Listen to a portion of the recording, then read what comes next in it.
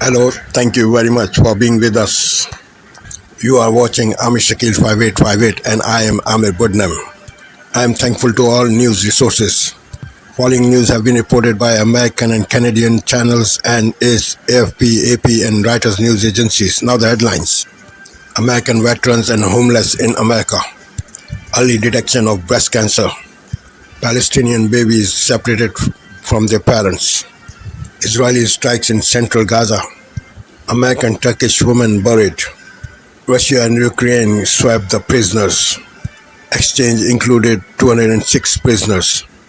Mr. Biden comments in Las Vegas. Abortion is a major topic in election. Bomb threats in Springfield, Ohio. Now please watch the headlines.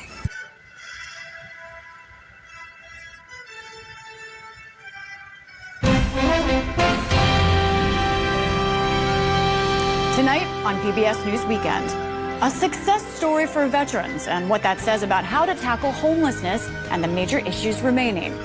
Then, how a new requirement could identify more breast cancer cases and save lives. And the story of Palestinian babies born just outside Gaza who remain separated from their parents. I'm not sure that she recognizes me on the phone, she says, but the nurses tell me she does.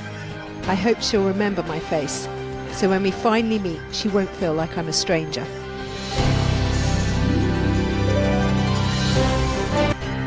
Thank you. Good evening. I'm Lisa Desjardins. John Yang is away.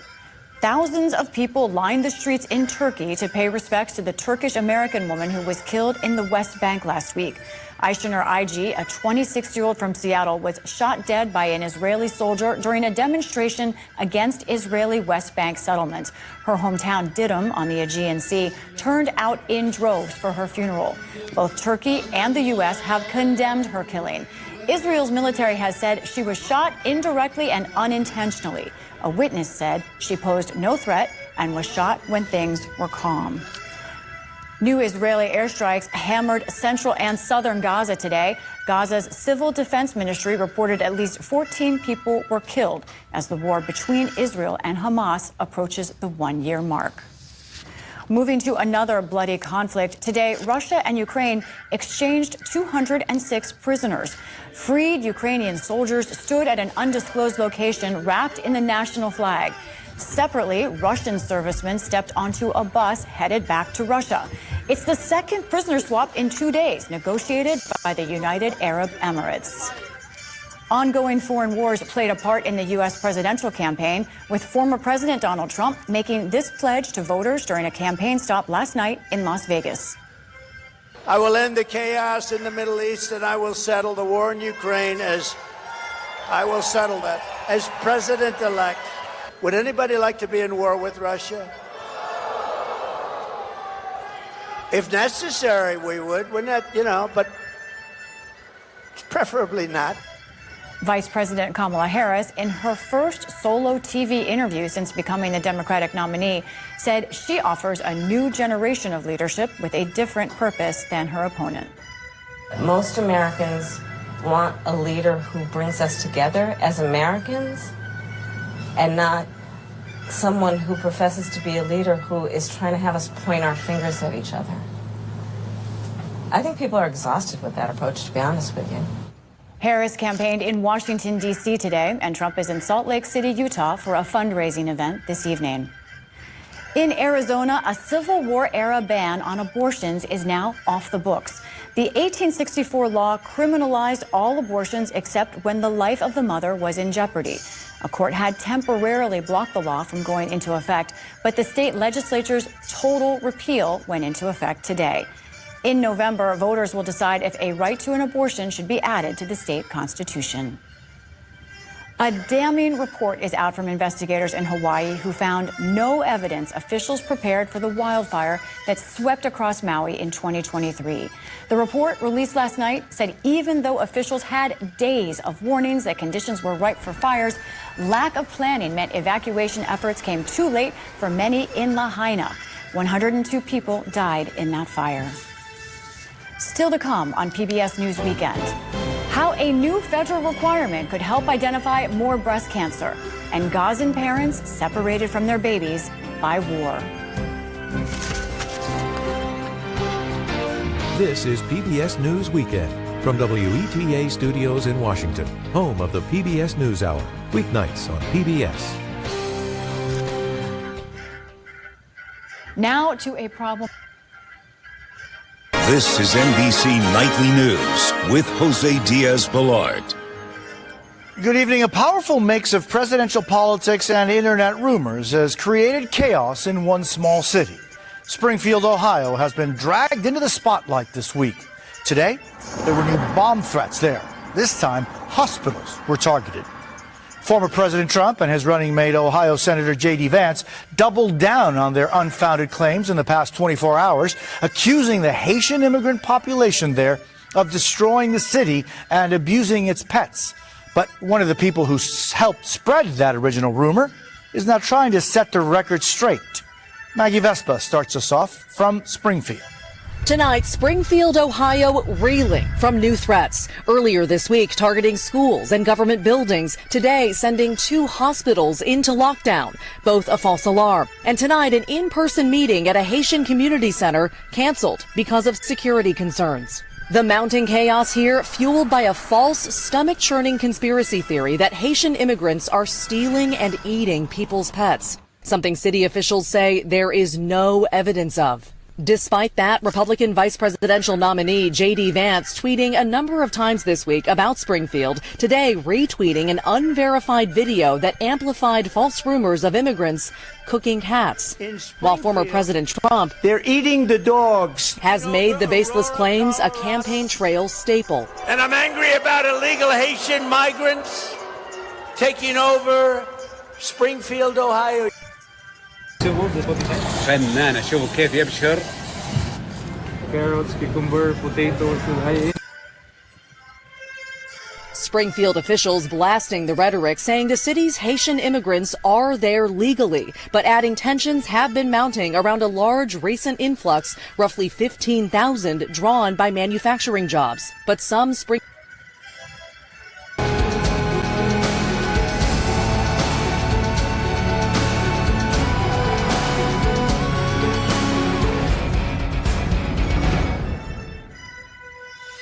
Hello, America. I'm Mark Levin, and this is Life, Liberty, and Levin Saturday. I'm glad you're here. We have a great show. Victor Davis Hanson and Steve Moore. But before we get to our wonderful guests, let's cut to the chase. You hear all this analysis on the debate, analysis about what's going on. Let's stop pretending.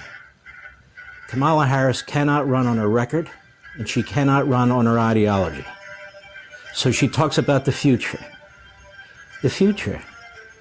Well, we don't know what's in the future unless we look at somebody's record and look at their ideology. This is the biggest scam in American electoral history. A massive cover-up. She's camouflaging her radical Marxist Islamist agenda. And with the help of the Praetorian Guard media, she's lying about her record. In fact, she lies all the time. And then she plays Catch Me If You Can. Oh, just be available to the American people. That debate, as far as Kamala Harris is concerned, they're chalking it up as a great victory. Why? I would ask anybody who's still an undecided voter, do you have any idea where she stands? Do you have any idea what her economic plan is? Do you have any idea what her immigration plan is? Well, I do. Many of you do, because we know she's a radical Marxist Islamist. But people out there who are low information voters, who are undecided voters, after that debate, they don't know any more than they knew going into that debate. Donald Trump, everybody knows where he stands substantively. Everybody. We know where he stands on law and order. We know where he stands on the border. We know where he stands on the economy. He believes in strengthening the private sector, not Washington, D.C. We know where Donald Trump stands. We don't have to guess. We don't have to pretend. But Kamala Harris is the biggest Houdini in American politics now and ever. But if she had a great record, the Harris-Biden regime, if things were going well, if she could tout them and celebrate them and talk about them, she would. Now, we know this because 40 years ago, really almost to the day, President Ronald Reagan was running for his second term in 1984. And one of the most successful ads in American campaign history was the Morning in America ad. The problem for Kamala Harris is she can't run a Morning in America ad because America is falling apart under her regime. Now, I want to remind all of you, and I want for the first time to reveal to many of you what it was like in 1984, where you had a successful president, a successful administration that was running for re-election. Kamala Harris wants a promotion from vice president when she was the worst vice president in American history. Ronald Reagan wanted to win a second term, and he told you why, because he was proud of his record. Remember this? It's morning again in America. Today, more men and women will go to work than ever before in our country's history. With interest rates at about half the record highs of 1980, nearly 2,000 families today will buy new homes, more than at any time in the past 4 years. This afternoon, 6,500 young men and women will be married. And with inflation at less than half of what it was just 4 years ago, they can look forward with confidence to the future. It's morning again in America. And under the leadership of President Reagan, our country is prouder and stronger and better. Why would we ever want to return to where we were less than 4 short years ago?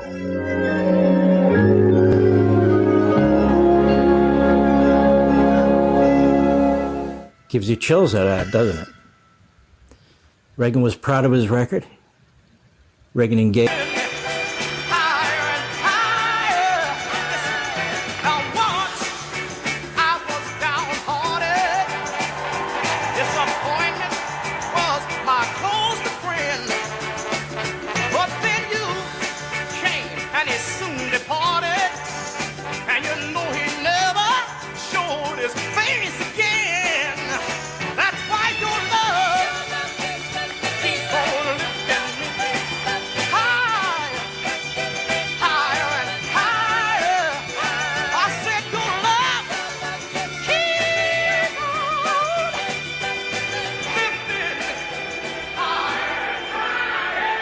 Hello, CBC.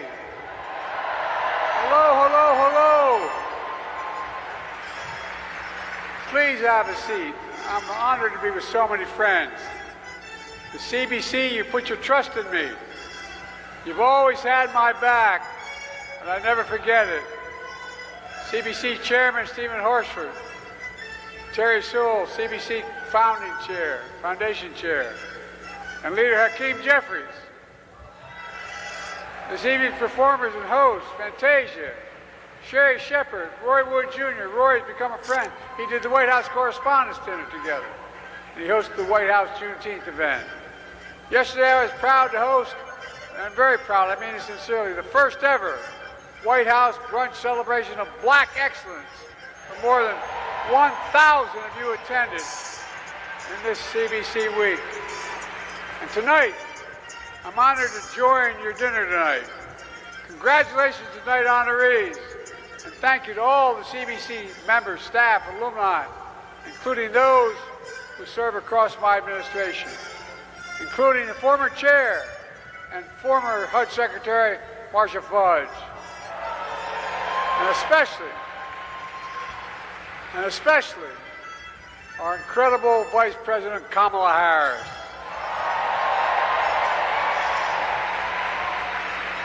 Best decision I made.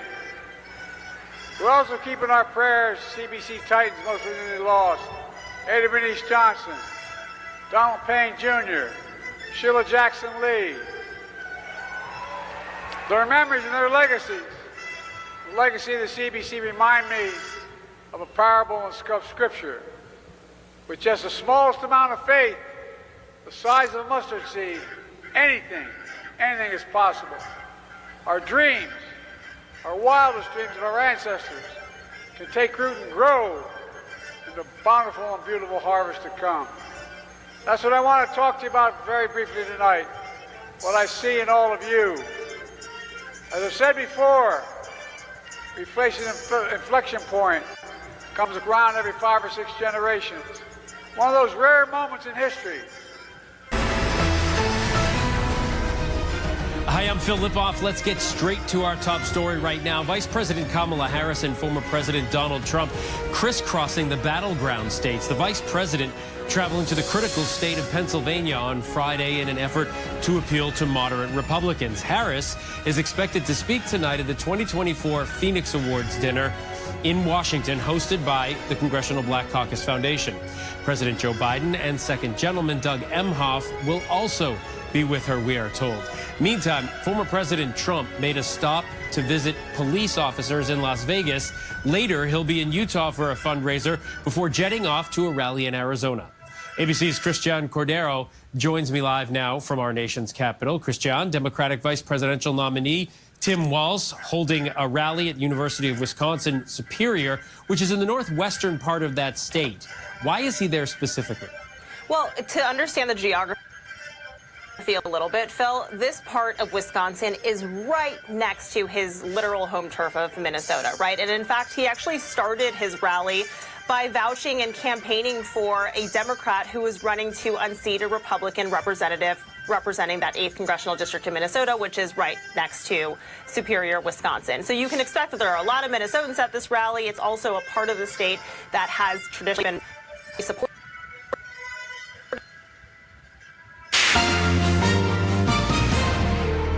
On this Saturday, a midnight strike.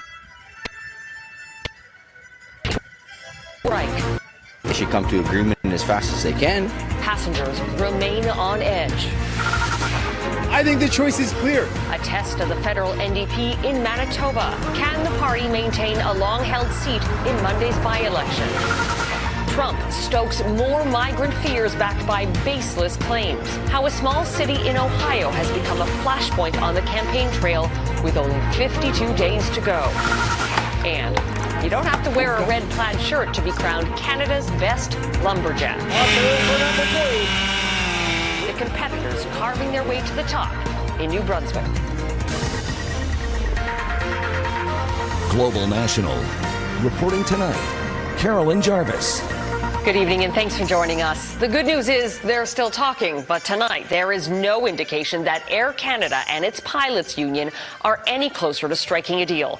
Precious hours are ticking away before a midnight deadline when either side can trigger a grounding of flights. The federal government has indicated it doesn't want to step in, and as Mark Carcasole tells us, thousands of passengers could be left in the lurch. Check-in can be nerve-wracking at the best of times, but for Air Canada passengers this weekend, anxiety is sky high. I have family that lives on the other side of the country, so, I may not be able to go see them. Saturday's flights were unaffected by potential strike action, but for many travelers, the return trip may not be so smooth. The odds are still pretty strong that we'll have some work disruption planned for Wednesday morning, and we'll know later on this evening. After midnight tonight, the union could give 72-hour strike notice, or Air Canada can announce a lockout. To prepare, the airline says it has, quote, begun taking some measures, including limiting certain types of cargo shipments, such as perishables, and adjusting some aircraft flying schedules to have them positioned properly in the event of a wind-down. Air Canada carries 110,000 passengers every day on nearly 680 flights, and the first cancellations could come as early as Sunday. Unfortunately, what travelers are going to experience is the fact that there are not many alternatives to Air Canada in this country, especially if they're traveling domestically. Air Canada has offered a 30% pay raise over 3 years, but the union says they're paid up to 50% less compared to American pilots. In a statement, the union says it continues to meet with Air Canada today in an effort to reach a new contract at the negotiating table and avoid legal job action and the effects of that on our passengers. We need to make sure. Friday, the Prime Minister said Ottawa was not ready to step in and force a deal like it did with the WestJet and rail strikes. The question now is, can the two sides, which are still far apart, reach an agreement on their own? The fact that both parties still remain at the table, speaking to each other, negotiating through those issues, gives me some measure of optimism that there's potential for this strike to be averted. Nervous passengers hope that sense of optimism can lead to a deal as they watch the clock tick toward a midnight deadline. Mark Carcassole, Global News, Toronto. There are calls for Canada's Auditor General to investigate a federal program meant to support Indigenous businesses. The Indigenous Procurement Program hands out roughly $1.6 billion of federal work every year. But a Global News investigation in partnership with First Nations University found loopholes that allow non-Indigenous companies to access that money. Melissa Ridgen joins us now with the latest.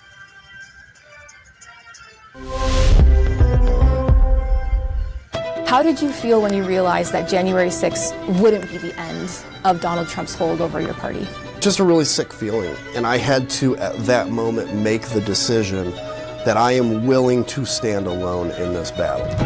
Adam Kinzinger is a rare Republican for his defiance of Donald Trump. President Trump ultimately wanted the Department of Justice to put its stamp of approval on the lies. The former Illinois congressman, once a rising Republican star, ostracized from his own party after he stood up to Trump's false claim that he won the 2020 election. He was willing to sacrifice our republic to prolong his presidency. Adam Kinzinger. And now the conservative is campaigning for Kamala Harris. I am proud to be in the trenches with you. What Kinzinger calls a fight for democracy has come at great personal and political cost. We have got a January 6th hearing that is going to start in like an hour. All of it detailed in a new documentary, The Last Republican, premiering at the Toronto International Film Festival. With this documentary, you're at first letting a film crew and now audiences into really intimate moments of your life at a difficult time in your life. Why was it important for you to do that? Well, it was a couple things for us. So we knew that this was going to be a very historic time, and we knew there was value in capturing that. And I think it was important to show the human cost of doing the right thing.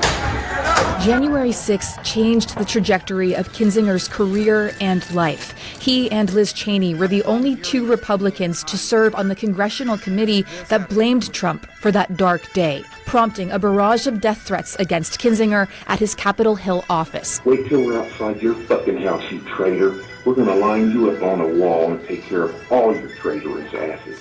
Kinzinger says he regrets nothing and is angry more of his former colleagues refused to act. Any room you walk into as a member of Congress, except the White House, you're the most powerful person in that room. So over time, people don't want to give up that title. They're not ready to. And they make little tiny compromises in their soul to be able to stay in good graces. And eventually you compromise enough of yourself that you either convince yourself you're doing the right thing or you convince yourself that you can't go back. Do you think your former colleagues believe they're doing the right thing, or is it more on the politics side of it? That's a really good question, because if you put them on, say, the CIA truth juice, right? If you put them on that, they would probably tell you that this guy's crazy and we shouldn't be doing this, but I've got to survive this next election. And I think a lot of them have convinced themselves that this is the right thing to do. As someone who's had a front row seat to 2020, January 6th, what would you say about the overall fragility of democracy, not just in the United States, but just generally? Democracy is much more fragile than I ever thought. On January 5th, I never knew that I could actually lay out a scenario where I would see democracy failing. And today I could do that. And what I have learned is that Canada, the UK, Australia, and some of our closest allies like Germany, a lot of the times political trends are just 5 years behind wherever the United States is at on some of those political trends. So never embrace extremist movements, right or left. Stay in the middle, expel them, isolate them, and continue to govern through the Tonight, travel turbulence. Air Canada passengers brace for interruptions.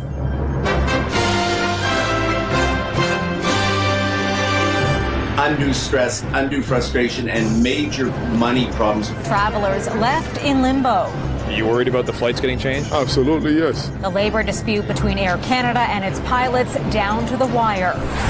Retail crime on the rise. Violence against our staff members, against our team members, is on an all-time high. The grocery giant turning to technology to help keep employees safe. We're going to pilot body cams in a store, which is something we haven't done before. It makes me feel free and happy. Risk and reward on the playground. Humans are primates, so it makes sense that kids would want to climb. Why these iconic play structures may be critical to childhood development. plus a pioneer in her field. She was way ahead of her time as far as what women were able to do. Honoring Canada's first female forensic pathologist, the Sherlock Holmes of Saskatchewan.